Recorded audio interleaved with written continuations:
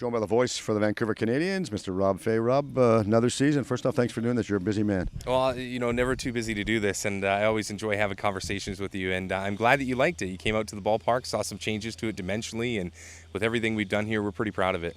Team come up a little bit short last year, couldn't pull off another championship, but boy, oh boy, not for lack of trying. It's interesting. People have asked me in the offseason, what is it like to go to the championship and lose? Because all we had done prior is win. And, when you win a championship, you don't really think of it. You're just already focused on the next one. I think every day, at some point in the day, I've thought about what we could have done differently. If maybe it was a snowy day as opposed to a sunny day, you're always thinking of different variables. But it was tough, man. And I'm glad that they're back because it at least gets you the chance to rinse your mouth out from last year and start fresh. Yeah, I guess you can't get overly too greedy with winning all the championships all the time. Greedy. Yeah, it would be greedy to just keep expecting it. But, Hillsborough was a very good team last year. And the thing that I like about us this year is I feel like there's a hunger. There was almost a preconceived notion that, we're the Canadians, we're going to go win a championship. Even in the front office, I think we got a little, complacent. And all of a sudden you feel that hunger, like, something's been taken from you. It's time to go get it back. Nice to be the single A franchise for the Toronto Blue Jays, considering how well they're doing right now.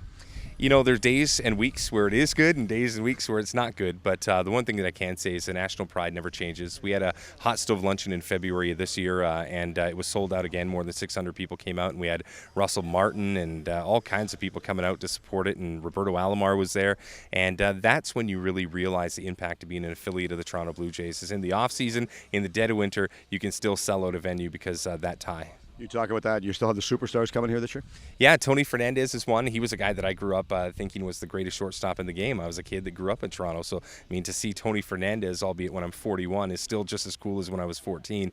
And then you've got guys like Tommy John, the guy, of course, who was named after the surgery. You got Pat Henkin and Devon White. So that's a pretty good group for us. You look at some of the boys that have gone on from this level to play up with the Blue Jays, you've got to be ecstatic. Marcus Stroman for one. Yeah, 8 of them this year. Yeah. 8 guys that have played for the Vancouver Canadians are in a uniform. The one that surprised me more than anybody was Miguel Castro, who started the season. He pitched here last year.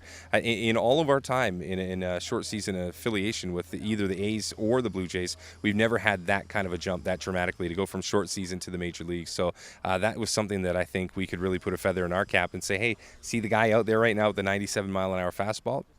Might look at him in Toronto next year. You never know. No, isn't that the truth? Nice to have John back for another year as well. Oh, man, there's nobody better. I've been fortunate. We've always seemed to have good managers, but John, there's just something in the water with him. Jim Sykowski, our pitching coach, is back after a year in New Hampshire working with some AA pitchers, including Aaron Sanchez and Marcus Stroman, and he'll bring that wealth of experience back here this year. And Dave Pano, the old battle axe, doing the hitting coach duty. So between the three of them, I think we're in really good hands. And John Schneider was here last year when the Canadians fell a little bit short, and I can tell you he's got one goal on his mind. And that's winning. I hope so. Yeah, it is. No kidding. First thing we notice, we come in the building, man, oh man, what a change ballpark. I know. It's funny. You asked me this a week before our season starts, and there's still a lot to do, but there's a lot done. And, when the players actually got off the bus, the returning players from last year, and John Schneider and his coaching staff came out here yesterday when they arrived from YVR, we kind of looked around and just watched their reactions to what they saw, and they were blown away, which kind of makes all of the off-season work and the times that we've all been out here painting and building and doing stuff, made it all worth it. You've got the kids' play area. Yeah. I don't see that right now. Is that still going to be here? Oh, bigger than it's ever been before. What we're very fortunate, City of Vancouver and the Park Board work with us to expand, and in Vancouver that's a hard thing to do, but we waited our turn, we did the permits properly, and now we've got a little extra real estate out there to work with. So in addition to a new food court area, in addition to a whole ton more bathrooms and seating, is an additional kids area that I think kids will really enjoy. Expansion down the left field as well as the outfield fence. Tell us about, first off, where the kids area was. Now you've got the expansion. Go with that first. Well, the kids area actually geographically isn't going to be too far from where it was. It's just kind of pressed back a little bit more towards Ontario Street. But in addition to just being a kids area, now you've got a food court, you've got a craft corner where there's 4 microbreweries that are going to show off their Vancouver wares.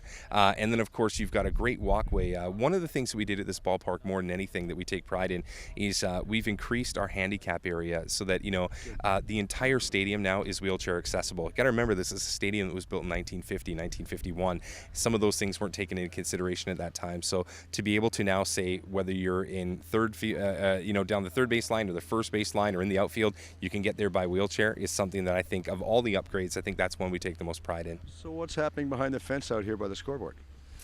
It depends. Which When you area? look at the stands, go with the stands first. That's impressive to look at. Oh, absolutely. I mean, it was funny. Somebody said to me a couple of weeks ago, they said, this is the first time you've ever had seating in the outfield. I said, well, no, but you got to go back to the Mounties to talk about the last time that this stadium has had outfield seating. So it's called the Hayal Porch. It's named after Whistler Brewing, who's got this sweet Southern iced tea that's awesome to drink, and in moderation, of course, Steve. But the one thing that I will say is it's right in the action. Like, you can catch a home run ball. And we're actually hoping that if the opposing team hits a home run into the porch, that whoever it is will throw it back. If you throw the baseball back, we promise to reimburse you with a different baseball. But we want some tradition. And there's rocking chairs out there. There's cowboy hats out there. We really wanted to make it a whole different ambiance, a whole different feeling. And we're almost sold out for the season. Oh, nothing wrong with that. I mean, if you can bring a little more excitement, and Lord knows you've got enough excitement right now, is there anything special that you're looking at focusing on and really promoting this year more than you've done in the past? I think we just wanted to make it family friendly, and I know that sounds kind of salesy and PR-y, but that's really kind of become our signature. And you do a lot of market research and you do a lot of listening to your fan base, and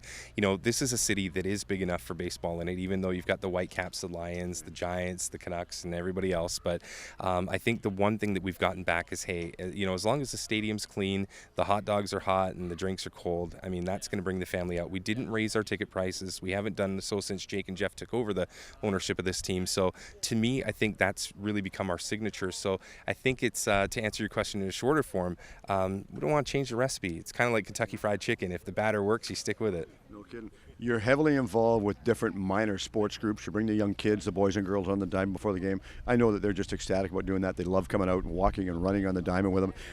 You're still going to do the same format because your involvement with the community is second to none.